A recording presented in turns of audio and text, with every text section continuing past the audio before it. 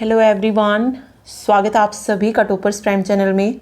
इस वीडियो में आज हम लेके आए हैं जनरल अवेयरनेस का मॉक टेस्ट नंबर 3, जिसमें हम जो है एनसीईआरटी बेस्ड क्वेश्चंस देखेंगे, चाहे साइंस हो, हिस्ट्री हो, ज्योग्राफी हो। ठीक है, इंपॉर्टेंट क्वेश्चन है, एग्जाम में जो है पूछे जा सकते हैं। ओके इसके अलावा अगर कोई Delhi police constable, Haryana police या सीटेट के लिए मॉक टेस्ट खरीदना चाहता है, कंप्लीट मॉक टेस्ट जो भी उनका पैटर्न है एग्जाम का, उसी के बेस पे ये मॉक टेस्ट हैं। अगर आप खरीदना चाहते हैं तो परीक्षा ऐप से खरीद सकते हैं और इस पर आपको 40% का ऑफ मिलेगा अगर आप टॉपर्स 40 कोड यूज़ करते हैं। ठीक है, तो तीनों के लिए जो आपको टॉपर्स 40 कोड यूज़ करना पड़ेगा, जिस पे आपको 40% का ऑफ मिलेगा। ओके, तो चलिए शुरू करते हैं। क्वेश्चन नंबर 1 देखते हैं और वीडियो अगर अच्छी लगे तो लाइक ज़रूर कीजिएगा और जिसने चैनल को सब्सक्राइब नहीं किया है वो चैनल को सब्सक्राइब भी कर ले। ठीक है, तो देखिए फर्स्ट क्वेश्चन है, निम्नलिखित में से कौन सी जोड़ी प्रतिस्थापन वस्तुओं का उदाहरण है? प्रतिस्थापन वस्तु यानी कि सब्स्टिट्यूट्स गुड्स है, मतलब इसमें से कार और पेट्रोल, कॉफ़ी और दूध, लिम्का, पेप्सी कोला या फिर ये सभी। अगर आपको पता है कि सब्स्टिट्यूट गुड्स यानी कि प्रतिस्थापन वस्तुएं कौन सी होती हैं तो आप इजीली इसका आंसर बता सकते हैं। ओके, तो देखिए सबसे पहले हम बात कर रहे हैं सब्स्टिट्यूटरी गुड्स, एक होता है कॉम्प्लीमेंट्री गुड्स। पहले बात मैं करूं अगर प्रतिस्थापन वस्तुएं, सब्स्टिट्यूटरी गुड्स वो वस्तु होती हैं जो एक दूसरे के बदले में प्रयोग लाई जा सकती हैं। ठीक है, अगर दो वस्तुएं हैं जो एक दूसरे के बदले में, कि इस एक की जगह हम दूसरे को यूज़ कर ले, ठीक है, जिससे कोई फ़र्क ना पड़े, ठीक है, वो होती है सब्स्टिट्यूट गुड्स। फॉर एग्जांपल गुड़ चीनी का एक एग्जांपल आप ले सकते हैं। ठीक, वो भी क्या है, प्रतिस्थापन वस्तुएं हैं, एक दूसरे के बदले में यूज़ की जा सकती हैं। इसके अलावा चाय कॉफ़ी आप एक एग्जांपल ले सकते हैं यहाँ से, चाय कॉफ़ी। और इसके अलावा नोकिया का मोबाइल हो गया और सैमसंग का मोबाइल हो गया। ठीक है, मोबाइल दोनों एक है लेकिन कंपनीज अलग हैं, तो ये क्या है, सब्स्टिट्यूट गुड्स है, प्रतिस्थापन वस्तुएं हैं। एक होती है कॉम्प्लीमेंट्री गुड्स यानी कि पूरक वस्तुएं। पूरक वस्तुएं क्या होती हैं? पूरक वस्तु वो वस्तु होती हैं जो किसी उद्देश्य की पूर्ति के लिए एक साथ प्रयोग में लाई जाती हैं।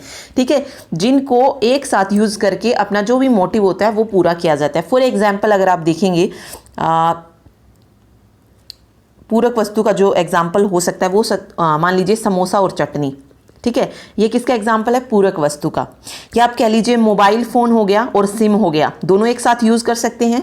ठीक है, तो ये क्या है, पूरक वस्तुएं हैं। तो यहाँ पे अगर आप देखेंगे कार और पेट्रोल, ठीक है, ये क्या है, पूरक वस्तुएं हैं, दोनों एक साथ अगर यूज़ होती हैं तो कोई मोटिव जो है हम पूरा कर सकते हैं, तो ये क्या है, पूरक वस्तुएं हैं। कॉफ़ी और दूध, ठीक है, ये क्या है, अलग अलग हैं, तो ये मतलब ये भी क्या है, पूरक वस्तु है। ठीक है, लेकिन लिम्का और पेप्सी कोला ये क्या है, प्रतिस्थापन वस्तु हैं। तो स ऑप्शन जो है यहाँ पे सही हो जाएगा, यानी कि सी ऑप्शन लिम्का और पेप्सी कोला क्या है, सब्स्टिट्यूट गुड्स का एग्जाम्पल है, बाकी दोनों कॉम्प्लीमेंट्री गुड्स का एग्जाम्पल है। ठीक है, चलिए नेक्स्ट देखिए, जब उत्पादन का स्तर शून्य होता है तब स्थिर लागत क्या होती है? जब लेवल ऑफ प्रोडक्शन अगर जीरो है तो हमारी फिक्स्ड कॉस्ट क्या होती है? पॉजिटिव होती है, नेगेटिव होती है, जीरो होती है, या जो इक्वल होती है वेरिएबल कॉस्ट की, यानी कि परिवर्तनशील जो होती है लागत के, परिवर्तनशील लागत के बराबर होती है। जब लेवल ऑफ प्रोडक्शन जीरो है तो फिक्स्ड कॉस्ट क्या होती है? तो राइट आंसर क्या हो जाएगा, फिक्स्ड कॉस्ट क्या होती है, पॉजिटिव होती है। तो फर्स्ट ऑप्शन यहाँ पे सही हो जाएगा, फिक्स्ड कॉस्ट हमारी क्या आएगी, यहाँ से पॉजिटिव आएगी। ठीक है, चलिए नेक्स्ट देखते हैं, किस बाजार में विक्रय लागतों का महत्व होता है? पूर्ण प्रतियोगिता यानी कि परफेक्ट कंपटीशन में, मोनोपोली कंपटीशन में, या फिर इम्परफेक्ट कंपटीशन में?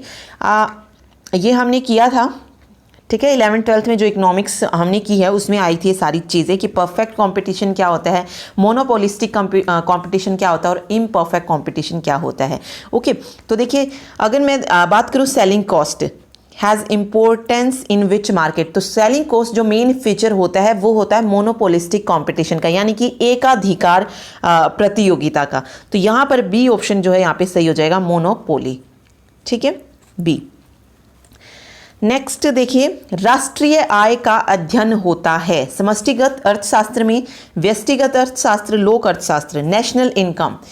ठीक है। इनकम से रिलेटेड ये क्वेश्चन हम जो है पिछले 2 टेस्ट में भी हमने किया है, मैक्रो इकोनॉमिक्स, माइक्रो इकोनॉमिक्स। तो बहुत इजीली आप इसका आंसर कर सकते हैं कि नेशनल इनकम को हम कहाँ पर स्टडी करते हैं, मैक्रो इकोनॉमिक्स में। मैक्रो इकोनॉमिक्स क्या होती है, जो इकोनॉमी पे अफेक्ट डालती है, और नेशनल इनकम जो है इकोनॉमी पे अफेक्ट डालेगी, तो मैक्रो इकोनॉमिक्स आ जाएगा यहाँ पे राइट आंसर।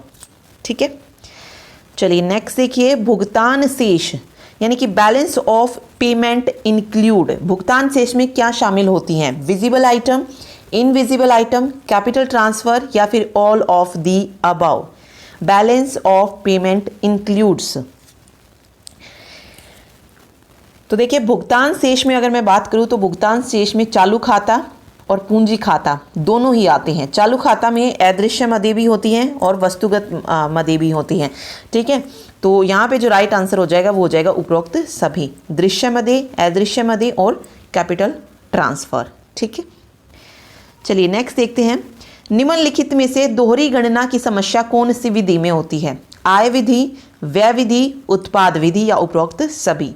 दोहरी गणना की समस्या इंग्लिश में देख लीजिए, पढ़ लीजिए, which of the following method deal with the problem of double counting, income method, expenditure, product या ऑल ऑफ दी अबव।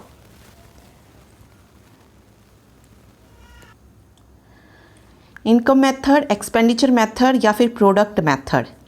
ठीक है, तो देखिए अगर ये तीनों ही मेथड्स की अगर बात करें तो नेशनल इनकम जो है इन 3 मेथड्स के द्वारा मेजर की जाती है, इनकम मेथड, एक्सपेंडिचर मेथड और प्रोडक्ट मेथड।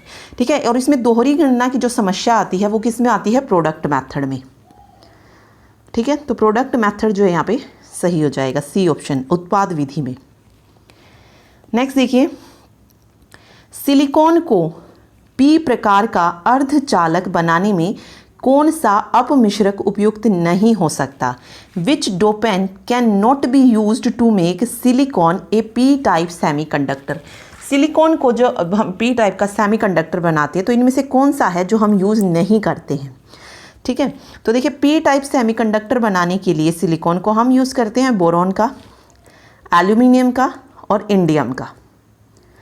ठीक है, फॉस्फोरस यूज़ की जाती है एन टाइप का सेमीकंडक्टर बनाने के लिए, तो यहाँ पे राइट आंसर हो जाएगा पी यानी कि फॉस्फोरस। बाकी तीनों एस टाइप की पी टाइप सेमीकंडक्टर के लिए यूज़ किए जाते हैं।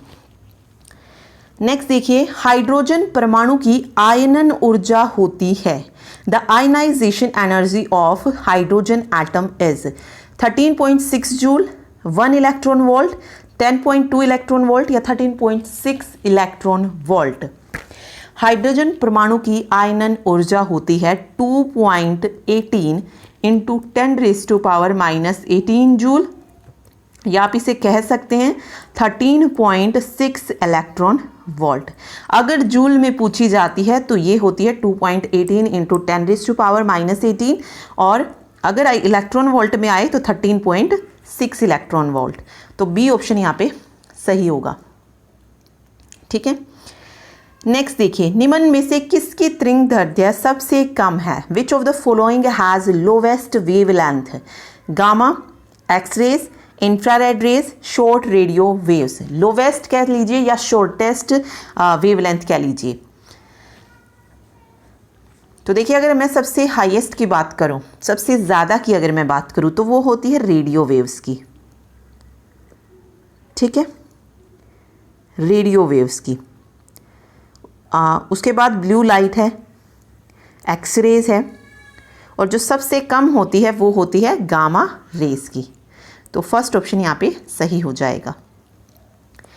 नेक्स्ट है, निम्नलिखित में से कौन सी वृहत उत्पादन पद्धति से बनी विश्व की पहली कार है, which of the following was the world first mass production car, K model Ford, T model Ford, C model Ford या हीरो होंडा।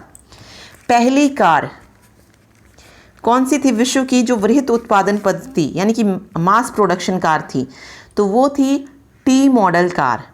ठीक है, टी मॉडल फोर्ड। ये फोर्ड मोटर कंपनी ने जो था इसे बनाया था 1908 में। ठीक है, तो बी ऑप्शन जो है सही हो जाएगा। नेक्स्ट है, श्रीलंका की आबादी में सबसे बड़ा हिस्सा किस प्रमुख राजनीतिक समूह का है, सिंहली, श्रीलंकाई तमिल, भारतीय तमिल या फिर मुस्लिम? Which major social group constituted the largest share in population of Sri Lanka? बहुत इजी क्वेश्चन है, पूछा जाता है और ये क्वेश्चन, तो यहाँ पे राइट आंसर हो जाएगा जो सबसे बड़ा हिस्सा श्रीलंका में है जिस सामाजिक समूह का, वो है सिंहली। ठीक है, फर्स्ट ऑप्शन जो है सही हो जाएगा। ओके, नेक्स्ट देखिए, औरत और मर्द के समान अधिकारों और अवसरों में विश्वास करने वाली महिला या पुरुष क्या कहलाती हैं? ए मैन और women who believes in equal rights and opportunities for women and man is called communist, socialist, feminist या कम्युनलिस्ट? तो देखिए, इसमें समाजवादी, संप्रदायवादी, ये दो तो हैं ही नहीं। ठीक है, कम्युनिस्ट भी नहीं होता है, इसे कहा जाता है फेमिनिस्ट। ठीक है, तो सी ऑप्शन जो है यहाँ पे सही हो जाएगा।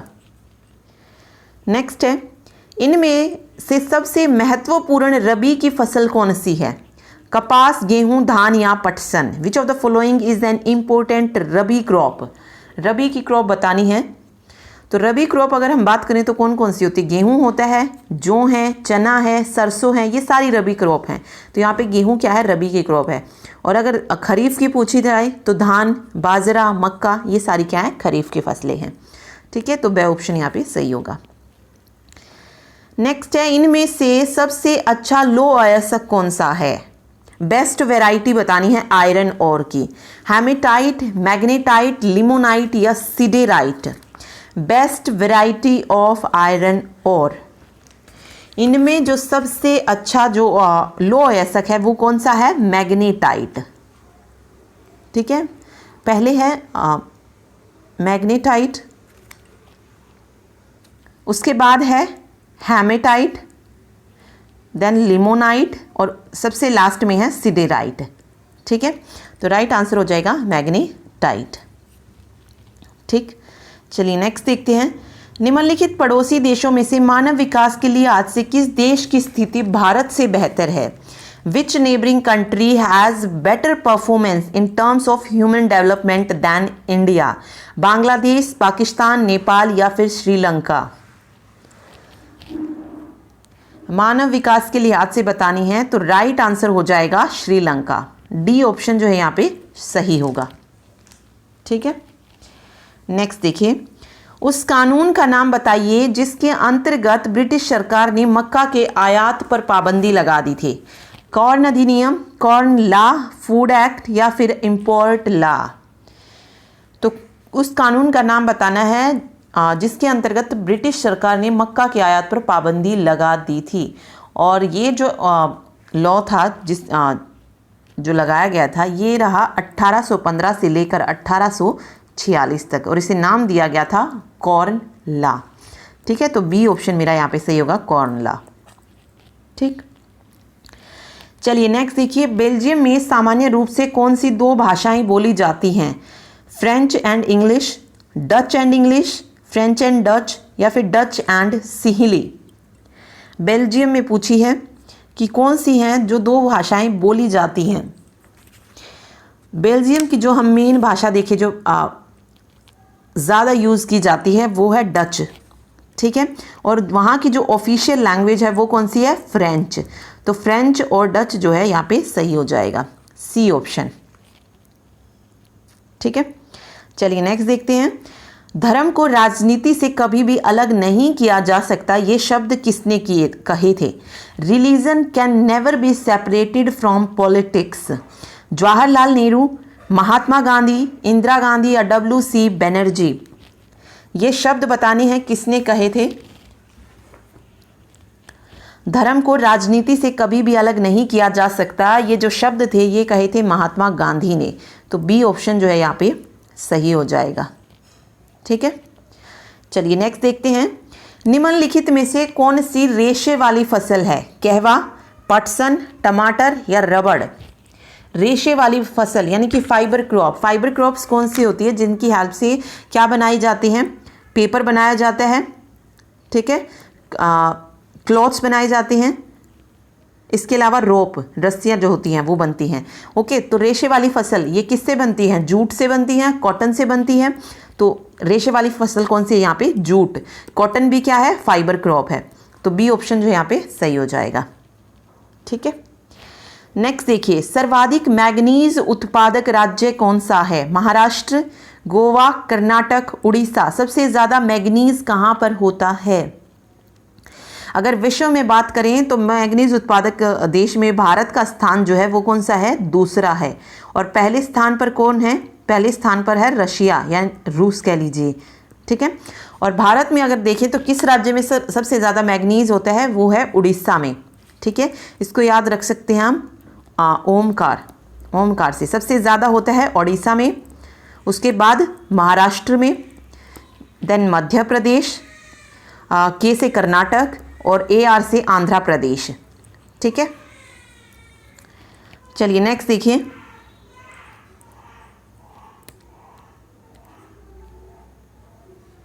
क्वेश्चन है, सामान्यतः किसी देश का विकास किस आधार पर निर्धारित किया जा सकता है? प्रति व्यक्ति आय, औसत साक्षरता दर, लोगों की स्वास्थ्य स्थिति या उपयुक्त सभी। Development of country can generally be determined by it's per capita income, it's average literacy rate, health status of the people या ऑल ऑफ द अबव। तो राइट आंसर क्या हो जाएगा यहाँ पे? All of the above. D option जो है सही होगा। नेक्स्ट क्वेश्चन देखते हैं, इनमें से कौन सी बीमारी अमेरिका के लोगों के लिए घातक सिद्ध हुई? हैजा, चेचक, प्लेग या rinderpest. Which of the following disease proved a fatal for the people of America? Right answer हो जाएगा यहाँ पे स्मॉल पॉक्स, यानी कि चेचक, बी ऑप्शन। ठीक है, नेक्स्ट है, 1970 से 1993 के बीच बेल्जियम के संविधान में कितनी बार जो थे संशोधन किए गए?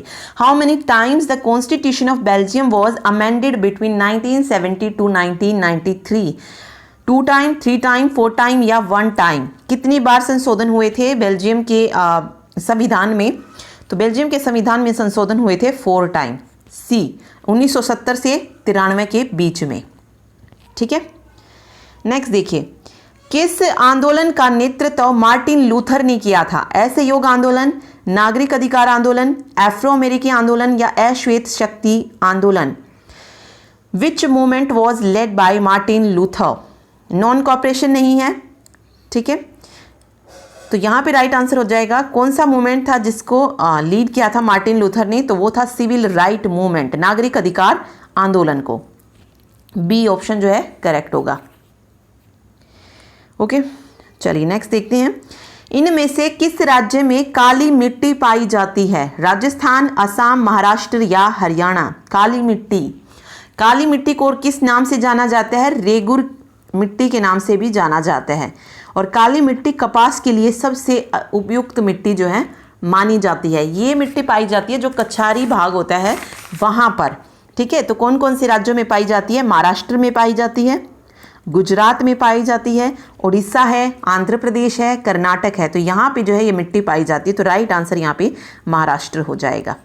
ठीक है, नेक्स्ट है, निम्न में से किस राज्य में बॉक्साइट का सबसे ज्यादा उत्पादन होता है? लार्जेस्ट प्रोड्यूसर ऑफ बॉक्साइट कौन सा राज्य है? राजस्थान, मध्य प्रदेश, उड़ीसा या फिर Gujarat? Largest producer of bauxite, तो राइट आंसर हो जाएगा उड़ीसा जो है बॉक्साइट का सबसे ज़्यादा उत्पादन करता है। ठीक है, नेक्स्ट देखिए, विश्व के देशों में बहुराष्ट्रीय कंपनियों द्वारा निवेश का सबसे अधिक सामान्य मार्ग क्या है? नए कारखाने की स्थापना, की कोई न्यू फैक्ट्री को सेटअप करना, या जो भी पुरानी कंपनियां हैं, लोकल कंपनीज हैं जो पहले से ही है उन्हें खरीद लेना, या फिर जो लोकल कंपनीज हैं उनके साथ पार्टनरशिप करना, या नन ऑफ दी अबाउ? बहुराष्ट्रीय कंपनियां क्या करती है निवेश के लिए? सबसे मतलब जो रास्ता वो अपनाती हैं, जो पहले से ही एग्जिस्टिंग कंपनियां हैं, लोकल जो कंपनीज हैं उनको खरीदती हैं और फिर जो है अपना जो भी प्रोडक्शन होती है उसे एक्सपेंड करती हैं। तो buy existing local companies and expand the production. ठीक है, तो बी ऑप्शन जो है यहाँ पे सही हो जाएगा, कंपनियों को खरीद लेती हैं। ओके, नेक्स्ट देखिए, गुलामगिरी का लेखक कौन था? Who was the author of गुलामगिरी? राजा राम मोहन राय, महात्मा गांधी, ज्योतिबा फुले या B.R. अम्बेडकर? गुलामगिरी का लेखक कौन था? तो राइट आंसर हो जाएगा ज्योतिबा फुले की जो थी ये बुक थी, तो सी ऑप्शन जो है करेक्ट होगा। ठीक है, नेक्स्ट देखिए, कौन सा देश साथ लेकर चलने वाले संघ का उदाहरण है? Means which country is a holding together federation? India, Pakistan, Sri Lanka या फिर America? Which country is a holding together federation? साथ लेकर चलने वाले संघ का जो उदाहरण है यहाँ पर इंडिया है, ठीक है, भारत है, इसके अलावा बेल्जियम है, स्पेन है। ये क्या है? साथ लेकर चलने वाले संघ के उदाहरण हैं। ठीक है, श्रीलंका किस साल एक स्वतंत्र राष्ट्र बना था? 1946 में, 47 में, 48 में, 1949 में? श्रीलंका इंडिपेंडेंट कंट्री कब बनी थी? श्रीलंका इंडिपेंडेंट कंट्री जो थी ये बनी थी 4 फैब को, 4 फैब 1948 को। तो 1948 को जो है उनका इंडिपेंडेंट, मतलब 1948 को वो इंडिपेंडेंट कंट्री जो थी बनी थी। डेट भी याद रखिए, 4 फरवरी कह लीजिए। ठीक है, आगे है हीराकुंड बांध किस नदी पर बना हुआ है? कृष्णा, महानदी, कावेरी या गोदावरी? हीराकुंड बांध किस राज्य में है? ओडिशा में।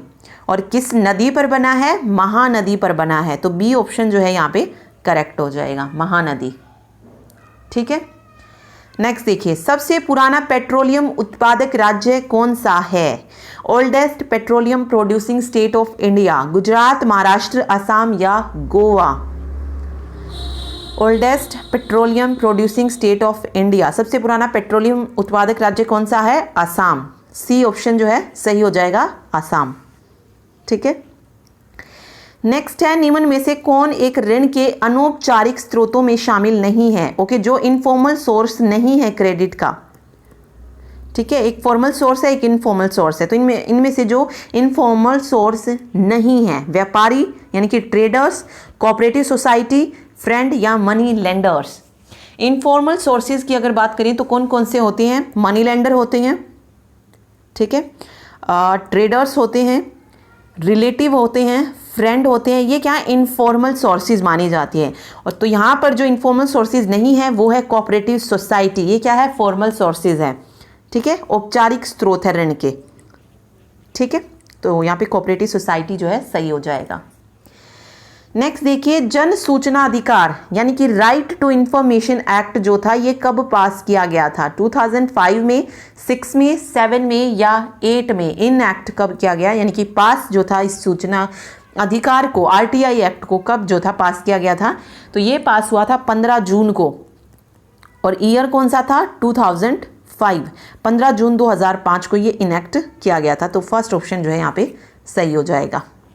ठीक है, नेक्स्ट देखिए, निम्नलिखित में से किस विद्वान को प्रथम राजनीतिक वैज्ञानिक कहा जाता है? प्लेटो, सुकरात, अरस्तु या कार्ल मार्क्स?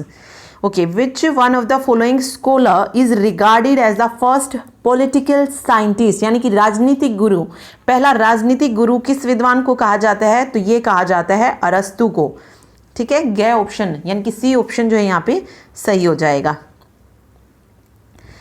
अंतरराष्ट्रीय विवादों के समाधान के लिए कौन सा उपाय जो है सही है? Which method is correct and just for the solution of international dispute? जो अंतरराष्ट्रीय विवाद होते हैं उनके समाधान के लिए देखिए बहुत सारे उपाय हैं, तो इनमें से बताना है कि कौन सा है। तो देखिए उनके उपाय अगर मैं देखूं तो कौन कौन सी है? निगोशिएशन है,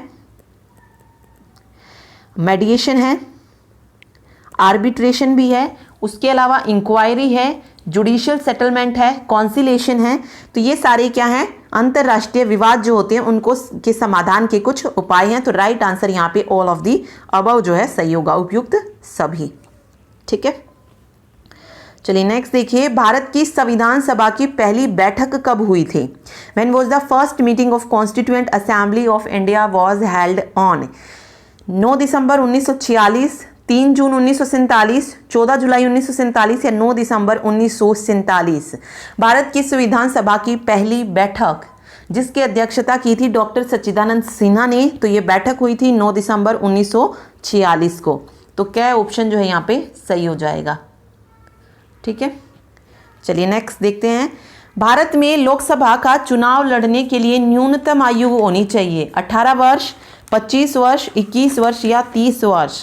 What should be the minimum age required for contesting election of Lok Sabha? Lok Sabha के लिए जो मिनिमम आयु है वो कितनी है? 25 वर्ष है।